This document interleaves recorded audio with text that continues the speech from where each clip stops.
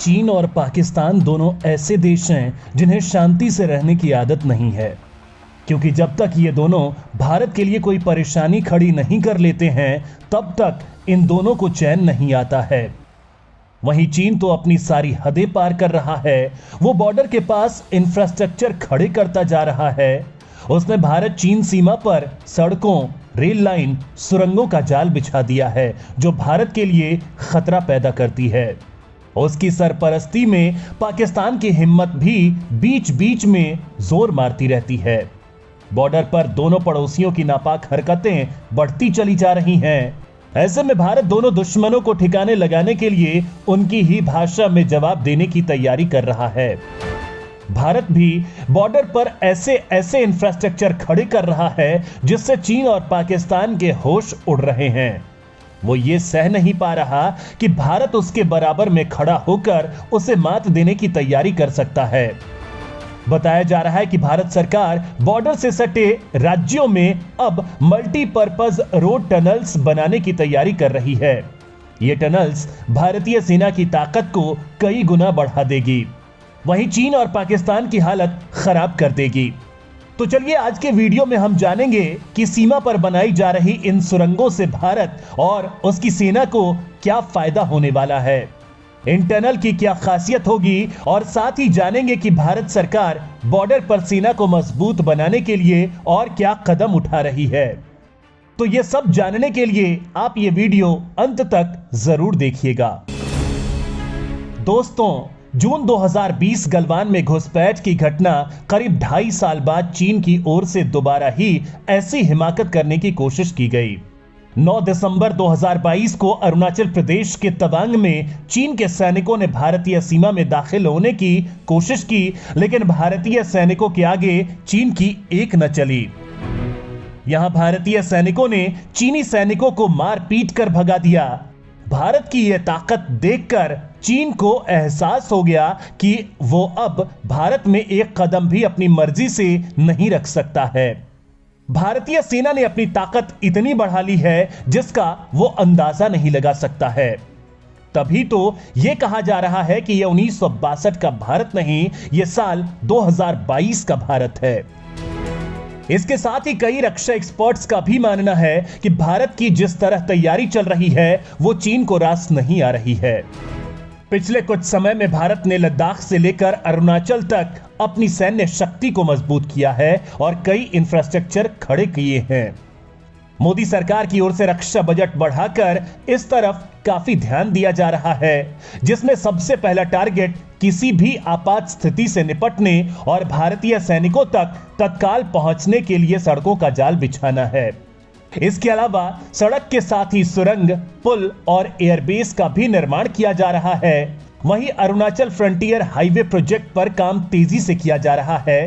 कहा जा रहा है कि जब ये सारे प्रोजेक्ट पूरे हो जाएंगे तब एलएसी तक भारतीय सैनिकों की पहुंच और भी आसान हो जाएगी। लेकिन दोस्तों, यहां चीन के इंफ्रास्ट्रक्चर को हल्के में नहीं लिया जा सकता, क्योंकि चीन ने बॉर्डर पर बहुत ही मजबूत और खतरनाक इंफ्रास्ट्रक्चर डेवलप किए हैं। बताया जा रहा है कि चीन की सेना लहासा के गोंगर एयरबेस पर बम प्रूफ अंडरग्राउंड शेल्टर्स बना रहा है।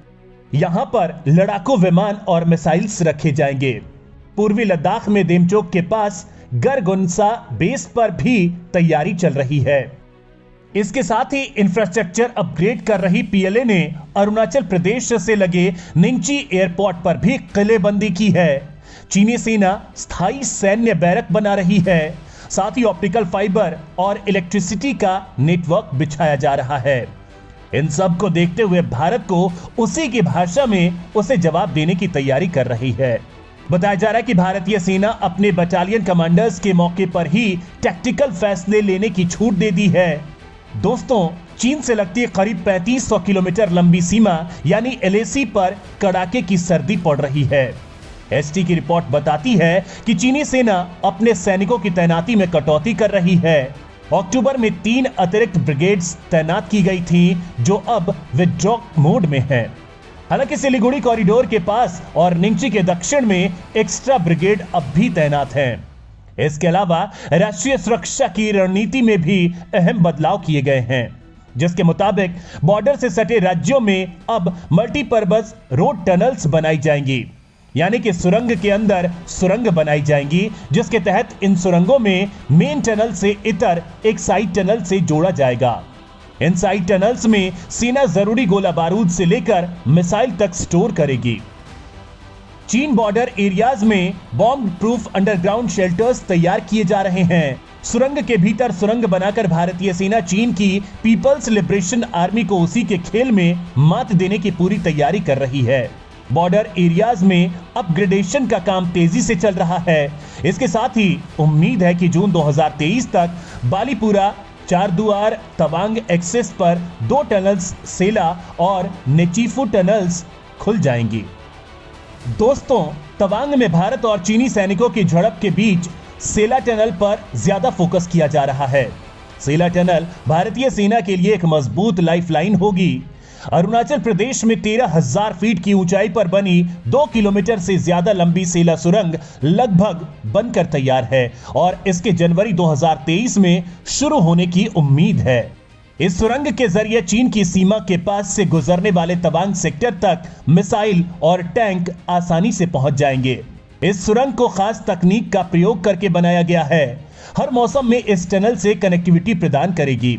यह टनल तवांग और वेस्ट कामेंग जिलों के बीच की यात्रा दूरी को 6 किलोमीटर और ट्रेवल टाइम को 1 घंटा कम कर देगी। इसके अलावा सर्दियों के मौसम में भारी बर्फ के कारण करीब 3 महीने तक सेला पास यानी दर्रा बंद हो जाता है, लेकिन टनल बनने के बाद यह रास्ता 12 महीने खुला रहेगा। वहीं अरुणाचल प्रदेश के वेस्ट कामेंग जिले में बनाई जा रही नेचीफू सुरंग 5700 फीट की ऊंचाई पर है और ये असम के बालीपारा चारद्वार को तवांग से जोड़ती है। डी शेप में बनी ये single tube double lane tunnel है, जिसमें 2 वे ट्रैफिक की आवाजाही हो सकेगी। बीआरओ ने इस टनल को इसलिए बनाया है क्योंकि नेचीफू टनल के आसपास जबरदस्त कोहरा रहता है, जिसके कारण स्थानीय गाड़ियों के अलावा सेना की गाड़ियों की आवाजाही भी यहां बेहद मुश्किल से हो पाती है। इस टनल के बनने से एलएसी पर तैनात सैनिकों की मूवमेंट भी काफी तेजी से की जा सकेगी। सुरंग निर्माण पूरा होने पर अरुणाचल प्रदेश सहित पूरे उत्तर पूर्व राज्य क्षेत्र का विकास तेजी से होगा। इसके अलावा प्राकृतिक आपदा या फिर किसी विषम परिस्थिति में सैनिकों के रेस्क्यू ऑपरेशन में भी काफी तेजी आएगी। दोस्तों, रणनीतिकारों ने पूर्वी लद्दाख में एलएसी पर तनाव बढ़ने के साथ ही सुरंगों के बारे में सोचा था। उसी वक्त सेला और नेचीफू में सुरंग के साथ साइड टनल बनाने पर विचार हुआ था। हालांकि सड़क का अलॉटमेंट ऐसा है कि यह संभव नहीं हो सका। विशेषज्ञों का अनुमान है कि भविष्य के युद्ध बड़े पैमाने पर इन्फेंट्री मूवमेंट से नहीं बल्कि स्टैंडर्ड ऑफ वेपन्स से लड़े जाएंगे। ऐसे में यह जरूरी हो जाता है कि सेना का गोला बारूद और मिसाइलें दुश्मन की नजर में न पड़े। भारतीय सेना इसी वजह से पूर्वी लद्दाख में एलएसी पर अब आरसीसी पाइप्स का इस्तेमाल करने लगी है। सैनिक एक दूसरे से जुड़े ट्यूब से हथियार और गोला बारूद लाते ले जाते हैं और दुश्मन की नजर में नहीं आते हैं। दोस्तों, चीन के साथ सीमा विवाद के बीच भारत चीन से मुकाबले के लिए पूरी तरह से तैयारी कर रहा है। भारत का रक्षा बजट बढ़ाया गया है, वहीं सेना को विदेशी और स्वदेशी अत्याधुनिक हथियारों से लैस किया जा रहा है। पूर्वी लद्दाख में विवाद के बीच भारत ने चीन से सटी सीमा पर high frequency air defence system, laser guided अत्याधुनिक मिसाइलें, मॉडर्न ड्रोन, आर्टिलरी गन, अत्याधुनिक कार्बाइन, पहाड़ी और दुर्गम स्थानों के अनुरूप तैयार टैंक को भी तैनात किया है। इतना ही नहीं, बॉर्डर पर सर्वेलांस बढ़ाने के लिए सेना को लेटेस्ट हार्डवेयर से भी लैस किया जा रहा है। पूर्वी लद्दाख के ऊंचाई वाले इलाके में पहले जवानों के रहने का इंतजाम 10,000 था, अब वह संख्या बढ़कर 22,000 से अधिक जा पहुंची है। पूरी तरह से आधुनिक और कॉम्पैक्ट शेल्टर 15,000, 16,000 और 18,000 की ऊंचाई पर बनाए गए हैं। 3D बंकर भी बनाए जा रहे हैं, जिस पर टैंक से करीब से भी हमला किया जाएगा तो तब भी वे इसका सामना कर पाएंगे।